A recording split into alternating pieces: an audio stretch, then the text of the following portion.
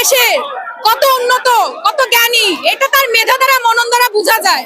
এখন আমরা সেখানে সাধারণ শিক্ষার্থীকে দিচ্ছি মাত্র 44টা সিট, তাহলে কিভাবে আপনি মনে করেন এই জাতির উন্নতি হবে? আমরা চাই সকল ধরনের কোটায় বর্জন করা হোক।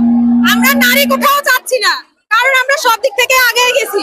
তো আমরা যখন আগে গেছি, তাহলে আমরা সুবিধা বঞ্চিতের মতো কোটা কেন নিব? শুধু প্রতিবন্ধী এবং পিছিয়ে পড়া জনগোষ্ঠী তাদেরই কোটার প্রয়োজন, আর কারো তো কোটার প্রয়োজন নাই। আর কাউকে কোটা দেওয়ার মাধ্যমে আমরা সাধারণ শিক্ষার্থীদের অধিকার কেড়ে নিচ্ছি, এটা কেন করব? আমরা এটা করতে পারি না। ছাত্র সমাজ কখনো ঘরে বসে থাকে না, ইতিহাস সাক্ষী। আমরা ঢাকা বিশ্ববিদ্যালয়ের শিক্ষার্থীরা কখনো অন্যায় মেনে নিই না, রাস্তায় এসেছি, রাস্তায় আসার মাধ্যমে সিদ্ধান্ত আসে। তো আমাদের এটা চলবে এবং আমাদের পরবর্তী কার্যক্রম, আমরা সকল ক্লাস পরীক্ষা বর্জন করছি, বয়কট করছি, এটাও চলবে। আমাদের দাবি যতক্ষণ না মেনে নেওয়া হবে, আমরা এই সিদ্ধান্তে অটল থাকবো। আমরা বিশ্ববিদ্যালয়ে ফিরবো না। সাধারণ শিক্ষার্থী মেধা ছাড়া অন্য কিছু কখনো ফার্স্ট প্রায়োরিটি হতে পারে না।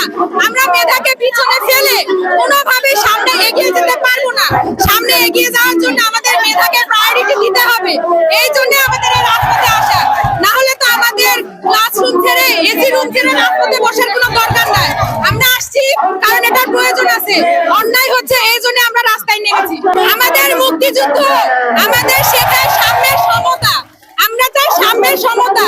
সাধারণ শিক্ষার্থীদের জন্য 44টা সিট রাখা কখনো সমতার মধ্যে পড়ে না। আমরা সমতা চাই বিধায় আমরা রাস্তায় এসেছি। আমরা মুক্তিযুদ্ধের চেতনা ধারণ করে বিধায় আমরা রাস্তায় এসেছি। আমাদের যে দাবি ছিল যে কোটা বাতিলের দাবি, এটা তো কোটা আমাদের মেনে নেওয়া হয় নাই।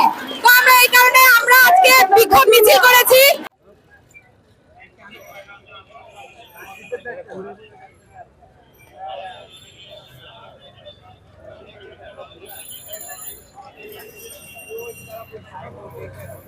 আর হইছে আর কত